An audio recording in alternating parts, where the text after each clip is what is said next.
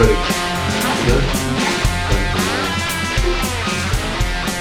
Excellent. And slow. Ready? Right, okay, watch out. Welcome back. Now here we are, Christmas special. Merry Christmas, everybody. Merry Christmas. Say Merry Christmas, Benny. Happy New Year. As you can see, it's just me and Penny Pits up today. Mr. Dyson is on call, so he's been called into work and he's not going to be able to be here. Certainly for this one, he's entirely possibly might be here for the next one, which will be at the weekend, so we don't know. But at the moment, it's just me and Penny Pits up, and we have 20 something questions.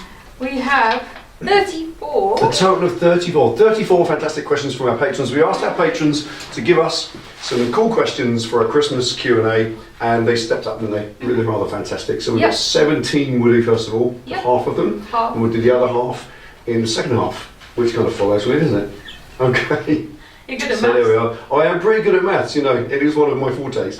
So there we are. But the first thing we're going to do, before we get involved in the Q&A, we're going to do a little prize draw. As you know, in the last 2 months, since we did a video on this stuff, Scott Euler 365, it absolutely lit up all of the comments box and everything else. We then did 4 videos from there on prize draw, didn't we? Yeah. I think you know all this basically. Scott Euler sent us a case of 12 bottles of this, and we did 4 prize draws, didn't we? But the last 2 prize draws were overseas, and again Scott Euler stepped up and said we'll deliver those for you, we'll send them 3 bottles direct, so that's absolutely no problem at all, which means we've got that 6 left. So what we decided to do is do 6 single draws. 6 single draws.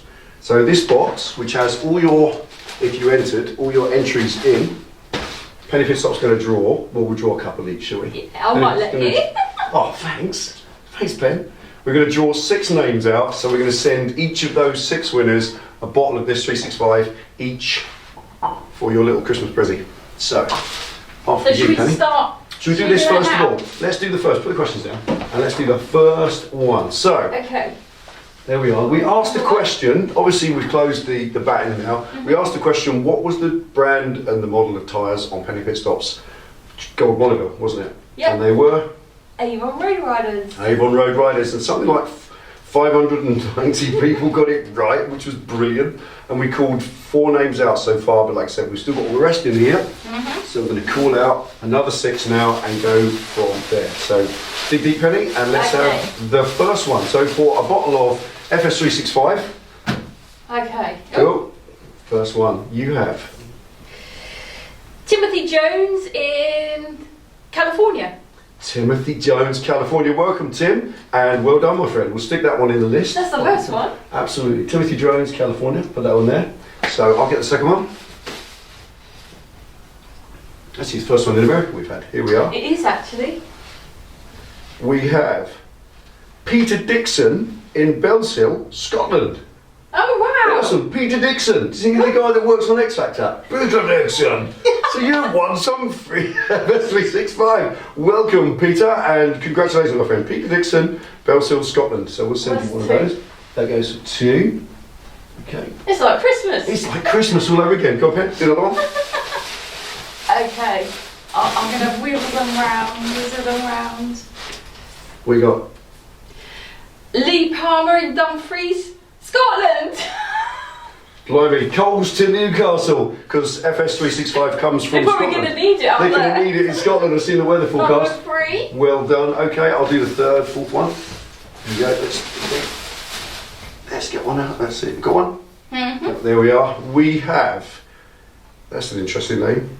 We have Anton van der Merwe from Durban, South Africa. Wow. OMG, that is a long way. Anton van der Merwe, that's a cool name, isn't it? That is the coolest name ever. You have won a bottle of FS365. If you've heard of it there, well, you would have done because we told you about it. Yeah. That is fantastic. So well done and congratulations, Anton. That is the 4th out. That one. It's 1, 2, 3, 4. There's 4. 4. Then you draw the 5th one. There, look. I'm not looking. There's so many. There's so many. Okay. Not a Scottish one yet. What you got? Martin Way and Bashley Hants. Excellent. We know Bashley. We know Bashley. Bashley is about 25 miles from here. It's one of the places we go in the summer for little ride-outs. It's We've been there. Bashley, it's in the New Forest, isn't it? Absolutely superb. So Well is this the done. last? Well done. Congratulations. And got the last one, shall we? Last one, go on. There we go, do the I'll let last you one. do that one. I should have a special guest for this, really. Right, here we go. We don't know any. No, we don't know anybody. We don't know any celebrities. Okay, and the last one we have is Bill Yates from California. Let's just put California. Oh, cool. Bill Yates from California. Another Bill, American one. we'll have to, another American one. We'll have to go through the list and find your email. So that's it. Bill, congratulations. You've won a bottle of 365. Fantastic. Put that up there with That yours. there. Excellent. Well So, done. well done, the 6 of you. You've all won a single bottle of FS365, and we'll get those in post to you ASP. As soon as the post office come off strike and back to work, we'll send those bottles to you. Yeah. Thank you, and well done. Thanks for all the entries. Fantastic, We're yeah. doing some more too. We are, but we've had a chat with Scott Euler, and they've been so pleased with how this has gone and the feedback and the amount of sales that they've gathered from this, that they've said to us in the new year we're going to be doing one of their actual Scott Euler machines, the one that affixes to your bike and oils your chain, the proper, I think they're about £100, aren't they? So we've got that coming in the new year. We're going to be talking to Scott Euler very shortly and getting that set up. So these, not always with Scott Euler, it won't always be with them. We've got, we're doing some early negotiations with a tool company as well, so we're going to be doing some prize draw giveaways for tools as well, which we think is just about as good as it gets for a channel like this. Excellent. So should we do Q&As now? Yeah. Excellent. Let's have a sip of tea first. Back to Q&A. Right. We had some great questions actually. Lovely. Right. Okay. So here we are, a standard Q&A, standard sort of stuff, isn't it? But it's just going to be us this time. Actually, it's a first, isn't it? We've never done a Q&A just us, have we? You're going to have to do a bit more work, aren't you? It was the Dyson strike work. You have to make some witty remarks. Belly laughs. Belly laughs, and witty remarks. We might possibly have him back for the next one, we don't know, but there we are. What's the first one, Pete? Right, ready? Question Okay. one was Ryan Sandbrook, who said, loving the bike, the Street Fighter. May have to force you to sell it to me. Possibly. Any plans brewing for the donor bike in the corner of the garage? Is that the next project? Well, I'll tell you what, lately, I did some measurements the other day, and I might possibly be robbing the back end out of it. It's a VFR 750 with the 8-spoke rear wheel, quite what's the right word, quite a sought after back end. And they are quite expensive and they are quite cool, and many Street Fighters have single side rear wheels. So I've got it sat there, like if I put that into this as part of the project, then that robs practically the only decent thing about that bike. Then I'll probably sell the engine and the front end, or maybe use, I don't know. But if I don't use that back end, then yes, that will be the next build. It depends. There's so many things, and it's all wide open at the moment. But at the moment, in my head is I'm going to try and see if I can use that back end. Actually, the single side swing arm is an inch longer than the Kawasaki swing arm. Now that's unusual because most sports bikes have a longer swing arm than the VFR, usually 2 or 3 inches longer. So if you put a single side rear end in, say, a Fireblade, it does shorten the bike, and I don't want to shorten this at all. I want it to be a bit longer, in fact. So if anything, the fact that it is longer and it will lengthen the wheelbase by an inch, then I might be able to use it. It depends if it goes in easily or whatever. So you can see it's wide open, like the whole project, isn't it? All sorts of things. It's got to do it for you though, as It's well. got to isn't it? make you feel good. This is the point with the project. You've got to feel totally fired up, totally inspired, and completely tuned into that. You've got to look at the finished product at the end and want that so much in your life that you've got to be fired up. Every time you come in the garage, you've got to be excited about it. And if it's a bike you're not that bothered with, you're going to lose interest really early on. And it'd be that advert, you know, the famous one? Unfinished project. All the major work done, just needs finishing. So I don't know. Not sure yet, but certainly if you want to buy this at the end, let's see how we go. Don't know. Don't even know if I'm going to sell it yet. It depends what it looks like when it's done.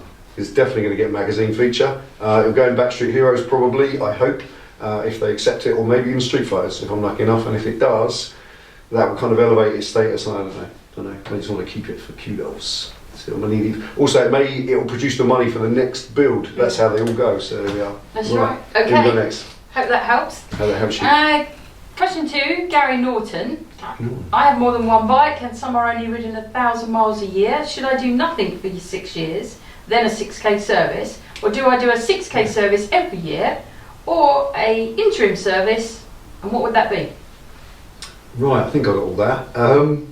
What you would do is do a basic oil change every year, because oil gets condensation in it, especially when a bike isn't used very much, cold engine, hot gases, condensation, and it emulsifies the oil. So your oil ends up with a lot of water content, and that's not good. So once a year, dump the oil and filter and stick new in it, that's fine. Every 2 years, brake fluid. Brake fluid, yep. Every 4 years, fork oil. So do the periodicals as per, do an oil change every year, and with the rest of it, just general maintenance, really, isn't it? And don't sweat about it too much, it's not that important. Motorcycles, I've seen motorcycles not serviced for 50,000 miles and they're still going strong. The biggest danger is sitting still, isn't it? You get these Harleys that have done 2,000 miles in 12 years. When you start using that bike again, all sorts of problems manifest themselves. Things dry out, they crack, they split, things start leaking, falling apart, and it really isn't good. So using a bike is more important. Perhaps sell a few. Perhaps use just one or two. Right, there we go. Okay. Who we got? Mickey Baines said, what is the best way to decoke a two-stroke exhaust pipe? He's got a 750 kettle, and he's got 4 of them. Yeah. That's the first question, and then there's another question. Right, okay. Decoking two-stroke pipes. I used to do my RD250 back in the day with caustic soda. You know the stuff you put in the drains? Yep, you still You can get a little bit of caustic soda in water, obviously very light solution, don't put it in neat, and slosh it backwards and forwards, and it will dissolve all the oily sludge inside and pour it out. Then rinse it out with a hose pipe, and then spray it with WD-40 on the inside and just rinse it round. That's the sort of thing I've always done, caustic soda, but it is quite strong if your pipes are already quite rusty on the inside, which they wouldn't be, because these two-stroke pipes get full of oil on the inside, so that stops the rusting. But if they're old and frail and fragile, the caustic soda can be a bit much, so then you could use a mixture of, what's it used for cleaning silver? Bicarb of soda and salt. Okay, now I know it's horrendous to think of putting salt anywhere near your bike, but caustic, bicarbonate of soda and salt, they create an effervescent reaction, don't they? Like with hot water. With boiling water, yeah, so you need to do that first. You need to put the mixture in a jug, and when it starts fizzing, pour it straight in the exhaust, rinse it down. But I have caustic soda crystals, you can just buy them, they're for cleaning drains. Whack that in, bit of water in there, boom, out it comes, that's gone. Boom! Boom! Or whoosh.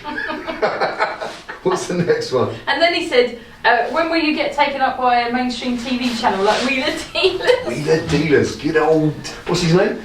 Mike Brewer? Mike Brewer, God blimey, what a nice motor. I don't know, goodness me. The one issue here is that on all these TV shows you watch, they're journalists, aren't they? That's the point. Yeah, that's first. the fundamental thing. Yeah, Mike Brewer is a journalist, and believe it or not, Ed China, I think he's a journalist as well. I think he's a writer for a magazine. What's his name? Fizzy Fuzz? What's the other programme? Fuzz Townsend. Whatever. Fuzz Townsend. He's a nice guy. No, don't mean that rudely. It's what sort of It's Fuzz Townsend. Fuzz Townsend, who does the is it DIY SOS thing on your car, in with that other muppet.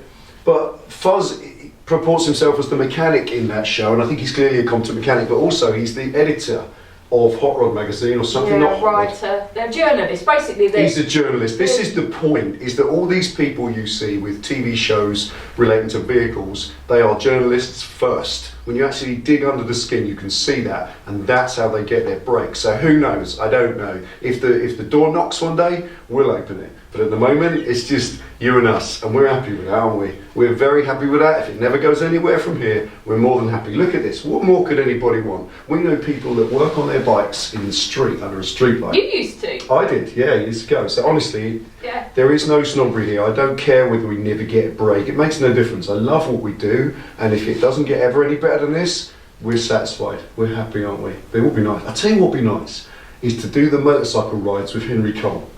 Because I like him. I think he's cool. That would be cool. Again, Henry Cole, a journalist. And in that sense, I think what he does for biking is awesome. So I'd love to join in with that. That'd be awesome, wouldn't it? Yeah, we could go on a ride. Oh, motorcycle rides. Not that one in Russia, though. No. That was dismal, wasn't it? Anyway, there we go. I think that answers it. I don't know. One day, maybe. Who knows? Okay, who knows? From Springy. Springy. Hi, Springy. Springy and the Blokes. Anybody listen to the music, Springy? This is Springy. He's top man. I only have one question. When are you going to have a rest? You can have rest. You can rest when you're dead. Sod that. Don't worry about it. No, not resting. Not important. I think we do really, don't we? We do. It probably looks like we do a lot. Well, and we look do answer a lot of questions. Yeah. Well, look at But- this, for instance, 274 hours so far. If you divide that down, that's about 2 months. If you were doing it full time, that's about 2 months' work, and yet we've had it since March, 10 months. So we do make a meal out of it. We spread it out, and we have a lot of time in between. And I still work more or less full time. I still do 30, 40 hours a week I working. work full time. You work proper full time, 50 hours a week. So yeah, we fit it all in. But you know? have Christmas Day and Boxing Day off, so what are you moaning about? Yeah, exactly. Shut up. Stop moaning. What's Right, next one. Andy Thompson. Andy. He's asking a question about no, it's not Scott oilers, chain oilers. Chain oilers. Scott Oil on Other the brands are available. Because other than Scott Oiler, Right. there are two others, Tutoro and PD Oiler. That's right. The Aprilia he has no vac takeoff, so I need an electric one. Right. But I've heard the electric Scott Oiler is unreliable and hates splatter of oil on my bike. What's Right. the most reliable one? Right. Reliability. The electronic system from Scott Oiler is called the E system. E-system. The E system is not unreliable. I've no idea where you heard that. It's complete rubbish. I've seen or known of half a dozen people that I've known of that fitted them, and they are faultless. They don't ever let you down, and their adjustability is actually greater than that of the V system, which relies on vacuum and gravity. And in that sense, if you've got too much oil splatter on the back of your bike, you just got it adjusted wrong. So talk to Scott Oiler, talk to whoever you buy it from, and get the lowdown on exactly how to set it up right. It should be, I think it's 2 drops a minute, or is 1 drop every 2 minutes. This is what people don't realise. They think it needs more, but it doesn't. 1 drip of oil every 2 minutes on a dry day. That's hardly any. I mean, 1 canister of oil on a V system would last 6 months nearly at that kind of rate. People turn them up because they like to see an oily chain. If you see your chain oily on the outside, that's because it's being thrown off. So you need to turn it down a little bit, and it's tight adjustable. But the E system is very, very reliable. I've never heard of any problems. If you have a system, or anyone's got a system that's unreliable, they're Just warranty. speak to them. Speak to Scott Oiler and they'll A sort lot it of out. people on forums though will deliberately say things about items They just can. to be, I don't know, derogatory. What you about will stuff. find with YouTube, a lot of people will they'll do something, they'll fit it incorrectly, ham-fistedly, they'll adjust it badly, and then when it doesn't work, they'll go straight online and they'll make this big old vomit pile of hate about it because they can. Unfortunately, the internet affords people the ability to just loudmouth off when they might be wrong, and they actually haven't listened or spoken to the manufacturer. So people do about bikes all the time, about certain machines or certain products. Talk to the manufacturer if that's a problem. But I've never heard a problem with their E-system, not once, as far as reliability concerned, and they're adjustable, so just turn it down, it's not an issue. But the other 2 products you mentioned have equally good write-ups, so your choice is your choice, my friend, no problem at all. And British company thing does it for me. Scotland is British, and I Right. kind of like that. Cool. Right. Who you got next? Phil Redman Phil Redman, cool. says, Hi, Phil.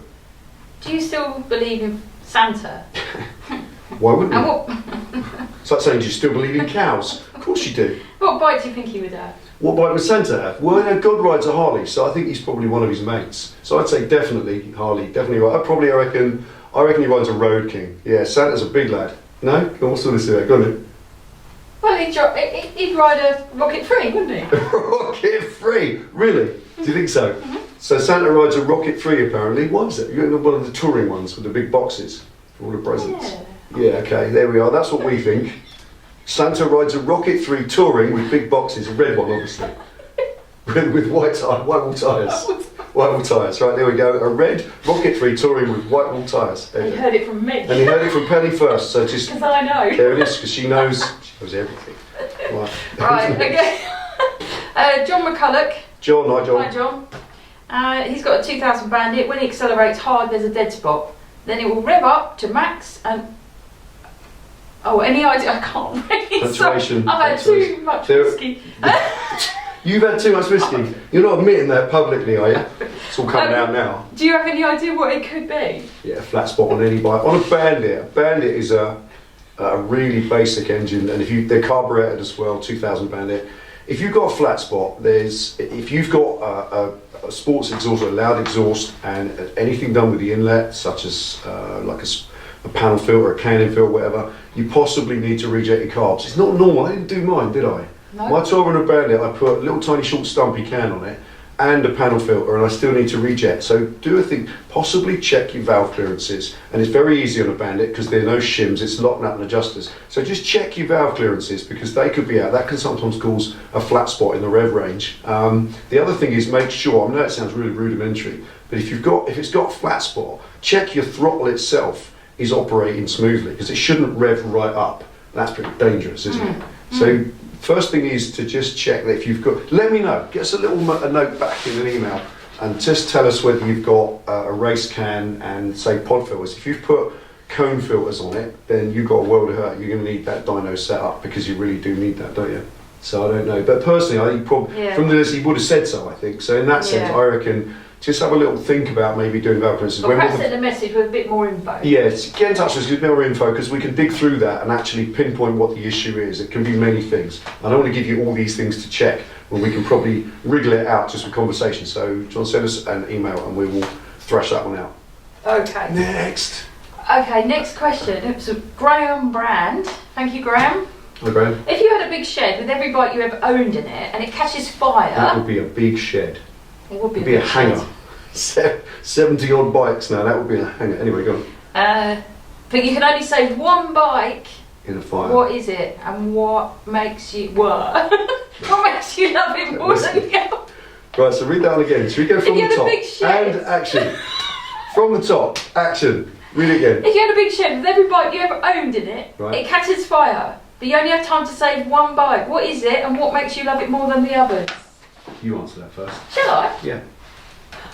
I know it sounds really boring, but I would take my Trim. Really? Yeah, because it's the best bike I've ever had.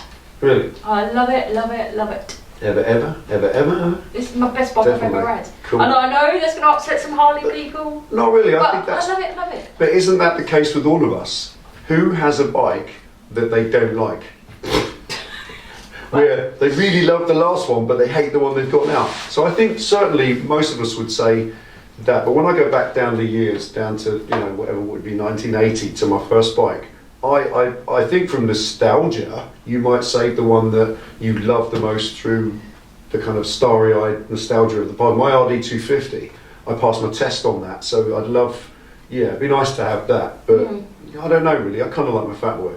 I've made this point before, I love my Fat Boy. But then when you want to take that, because you could never do that again. That's the final point I was going to make, yeah. I think with the 500 or 600 hours that are going to go into this when it's finished, it will be one-off. Certainly the bodywork will be one-off, and it won't be something I could replace easily. But then we could go around in circles, because we love the green bobber that you did. Yeah, the one that's on the... That. Yeah, if you look at the bike that's on the Facebook page, that one that's on the banner, the green Fat Boy, that was a Fat Boy, which... Again, so I don't know, I'd probably just burn myself trying to save half a dozen. Probably stay in there with them all. Captain goes down with his ship. I died happy. I don't know. I'd probably at the moment just get the regular Fat Boy that I've got now, because I don't want to do anything to that. I love it in every way that it is. So yeah, currently the Fat Boy and probably the old. My Triumph. And your Triumph. There you go. That's the answer. Thanks, mate. Right, Stephen. He says, it took me 10 seconds to drill out an expensive padlock with a broken key. What are your security recommendations? Why did you drill out a padlock with a broken key? Why use a drill bit? Am I missing something here? Drill bits are much easier. No, sorry, that's wrong. That's wrong. Okay, I get that. Go on. The padlock has a broken key. Don't be facetious. Seriously, any security that you choose to buy is only a delaying mechanism, isn't it? It will slow them down. Our very good friend Byron, who designed our main logo for the channel, Byron had his Harley Davidson stolen, his Dyna, 5 minutes ago, and it devastates your life. It really does. It practically made him want to give up biking, which it doesn't, because he's replaced it. He's got himself a Softail now, but it is a very, very horrible thing. What are your security arrangements? Well, this place is where our bikes live. It's properly alarmed.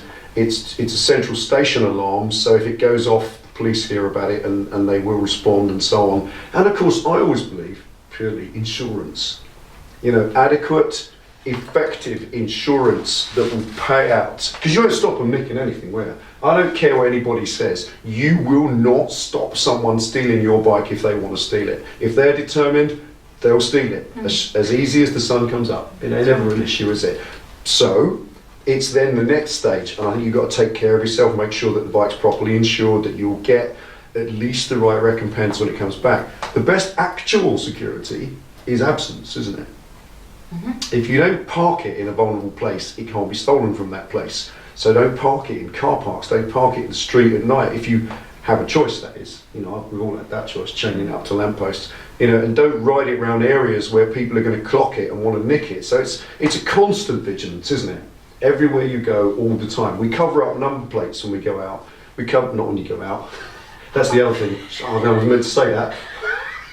No, we cover up number plates in photographs, don't we? We're in our videos, we cover up number plates, and we do that because people can find your address and so on. So all of that sort of thing, it's a constant vigilant mentality all of the time, making sure that you don't allow your bike to be stolen. And if it's going to be stolen, proper insurance. And then you get greed value, Harley Davidson do it, don't they? But if you haven't got a Harley, I think... But having worked in insurance, my tip of the day Your tip of the day is...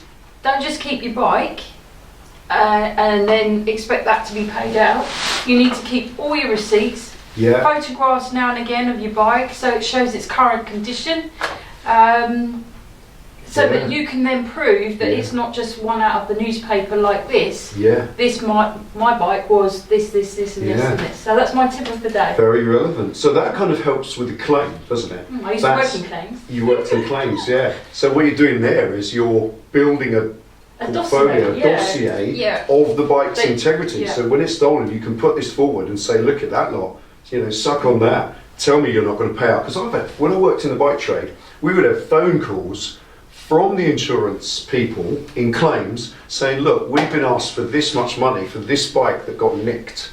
Is it actually worth this? And we would say to these people, well, what extras does the guy say that he's got? Well, he had this, this, and this, and this. So absolutely, those extras cost this. But if you've got the receipts, actual receipts. And now and again, photograph it now and again, just to show the condition, that it's not rusty, that it's not uncared for. Just a tip. Because insurance companies, they're not the bad guy, are they? They're just a business. They're in the business of making money from insuring your bike and selling you a policy. And if they don't have to pay out, they won't. But by the same token, they're not the enemy, are they? If you can just prove to them that what you had was worth what you're asking, and you're not being greedy. I see too many times people start shouting out about insurance companies, but actually if you just take it in a very pragmatic way and just do it like a business, then you can usually work it out. Definitely. So, yeah, I agree with that. That's my tip. Good you are. See what I keep you on. That's my tip. Right. Who we got next? Next one, Eric TX. Eric. Hi Eric in America. Texas. Yeah, I know. I just said TX. It's in the name. TX. God. I need to get new stuff. Dagnabbit. Right. Riding gear. Cool looking, such as living the stereotype image versus actual protection. What are your thoughts on this, such as a jacket with actual armour padding in it? Well, now you can have both, can't you? Yeah, this is something that comes up quite a lot, is whether to ride around looking cool or whether to dress up in all the textiles of body armour and so on and not look cool. Well, there doesn't need to be that choice anymore. It really doesn't. If you have to make that choice, it depends who you are, where you're going. If you're going out with your buddies on a sunny afternoon, you're not going to dress up like a lollipop lady in high vis, are you? Because you'll probably get your head kicked in. But by the same token, if you're going to work in the snow at 4 o'clock in the morning, you really don't care what you look like. But now, you don't need to, do you? You can buy a hoodie like this now with armour that's windproof and got Kevlar inside them and so on, so that they're protective, so it looks cool and it's protective. I think that is now available. Jeans, you know, everyone knows about Dragon Jeans, and all the other companies, other brands are available, you know, that will protect you. So you can now buy cool looking, stereotype, protective, actual safety gear. So that's it, best of both worlds. Depends what you want to look like out on the road. Absolutely, and let's face it, we as bikers must admit, we project an image, don't we? That's what we do. We project an image because it's what we like to do, and it's all out there for you now to do it. Cool. That's a nice one. Okay, how about that, Eric? Oh right, Ray Jones, this is an interesting one. Hi there, Penny. What is the most irritating thing about social media? Oh, we got long enough. The most irritating thing about social media, probably those idiots on YouTube who don't shut up. Well, honestly, I'll let you go into that first. What do you reckon? I think it's manners. Yeah, definitely. Social media has allowed people to just not think about how they would address someone in a normal etiquette situation. Yeah. So, for example, you wouldn't go up to someone at a bike meet, would you, and just say, "I've got a 97 Bandit, what's wrong with it?" You wouldn't do that. You'd You say, met them too.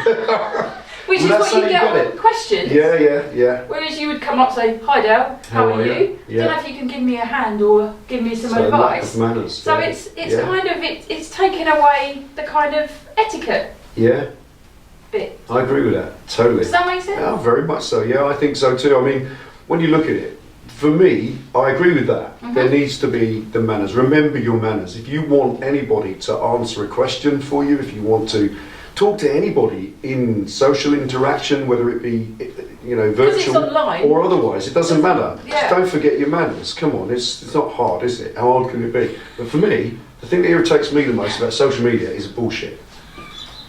I Seriously. knew you were going to say It's bullshitters, honestly.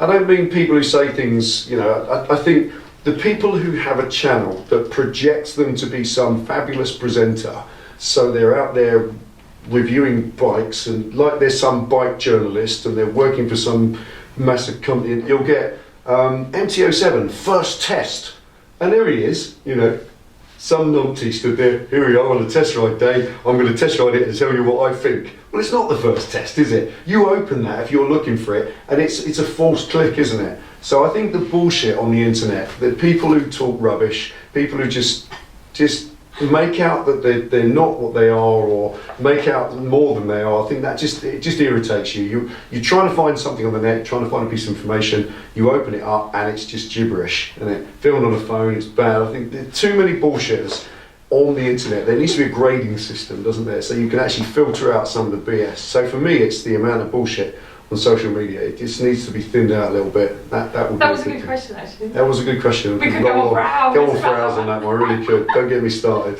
honestly.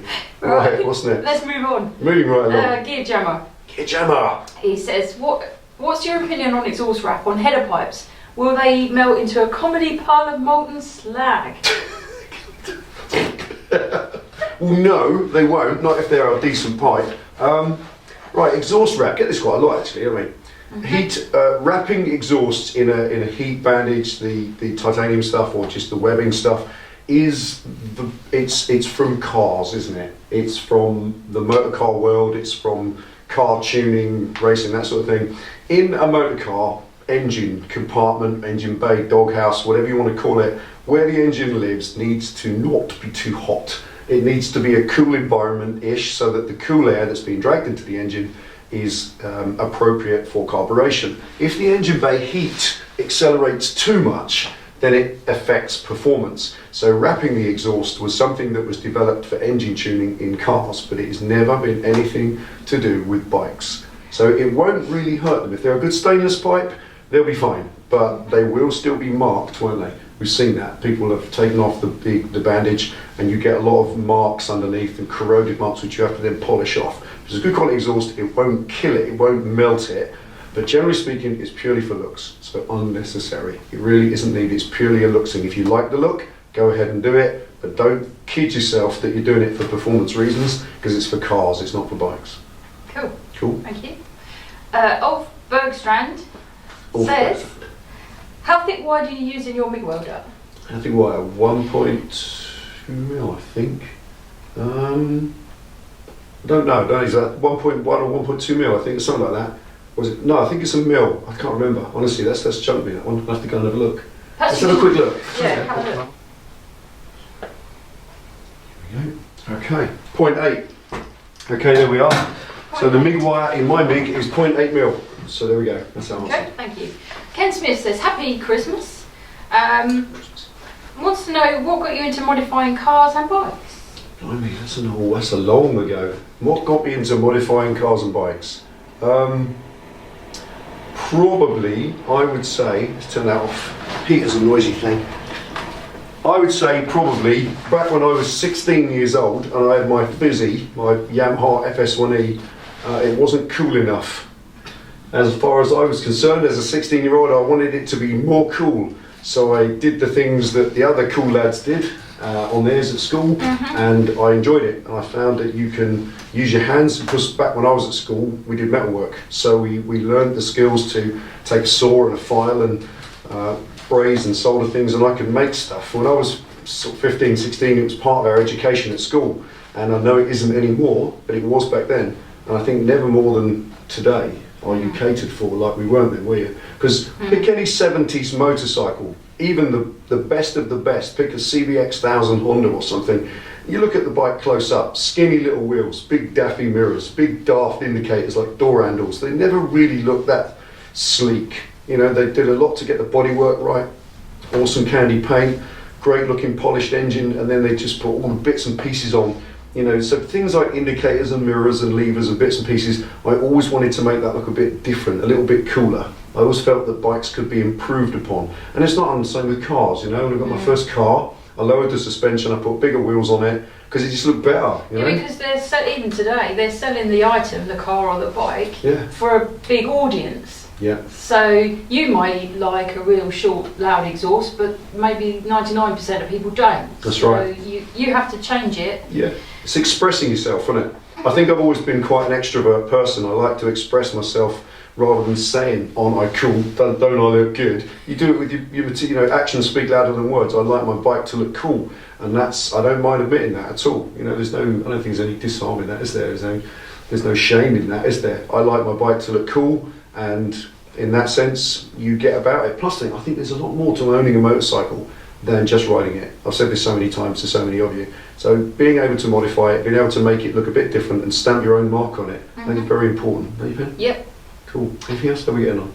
Next question. Next question. We've Next had one. loads of lovely questions. Cool. Lewis McNabb says, hi Dad Penny, what are your opinions on riding whilst listening to music on headphones? I find the thought absolutely terrifying, but I know a few people who listen to their tunes while riding. That's a good one. That is a good one. Listening to music while you're riding along. Hands up who does that. I don't know, I've never done it. Because I was a loud bike and I can't do it anyways. So I think it's just a responsibility thing. If you want to do it, it's about the volume. You know, there's hearing-induced deafness. Make sure there's tinnitus. There's all sorts of things it can cause if it's too loud. I think that's a bigger issue than the fact whether it's music or the exhaust note or the wind roar, whatever the noise in your ears is. Just make sure it's at a level that doesn't do damage. That's more interesting to me, because I want my ears to still work when I'm 100 and not be deaf. For me though, do you not think, this is just personal choice, I just think the world is full of so much noise and computers and TV and noise. Yeah. Do you not want to get on your bike and just quiet? Yeah. Just your bike. You can hear noises, yeah, but you just need to clear your head sometimes. Yeah, I go out on the coast road ride. It's just you. No, you're right. I agree with that. I totally agree with that. You need sometimes to clear your head. You don't need to put all your sat nav on and everything. Literally, sometimes we just put our keys in our pocket, a few pounds in our in the other pocket. And go for a ride. Yeah, you're right. And obviously, I've got a Harley, and you've got your Triumph as well. The noise of the exhaust is something special. I do love. Part of what I enjoy riding my Harley is the exhaust, the noise of the pipes, just the way the engine performs. Grinding a bit of throttle in and making it labour up a hill, I enjoy that. And it's the same with the Triumph, isn't it? Because I used to ride this, it's exactly the same. So there's something in that. I mean, if you cut that out listening to, Snoop Doggy Dogg or whatever it might be, I think you're losing it out. I really do. You can listen to music anytime. I do now. No answer. That's it. Cool, I think That's so. That's it, part one. Yeah, end of part one. There we are. Okay. Fantastic. Well, thank you so much for those questions. What we're going to do is take a break now. We're going to have some more tea. We're going to have some more tea. We're going to warm this place up. Yeah, because the heat is so noisy. We keep it off while we're filming, and then it's about 10 degrees. Slowly going blue. Slowly getting colder. Slowly getting cyanosis around the lips now. So we're going to do the second part. Now, you won't see the second part until the weekend. So this is up today, Wednesday. The second part will be at the weekend because we've had to reschedule a few things and whatnot. And we're also, between now and later this afternoon, we're going to film the Saturday one later this afternoon. And in the meantime, we're going to contact Mr. Dyson and see if he can make it this afternoon. Yeah. So he'll be available in a few years. We'll wait for him to say it might be not, fingers crossed. There we are. Thank you for those questions so Thank far. So for this one, take it ride safe. Goodbye from me and goodbye from him. So, see you later. So,